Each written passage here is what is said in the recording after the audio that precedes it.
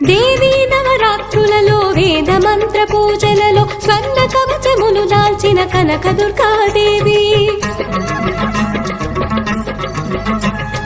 భవబంధాలను బాపే బాలా త్రిపుర సుందరి నిత్యానందము కూర్చే అన్నపూర్ణాదేవి లోక శాంతిని సంరక్షించే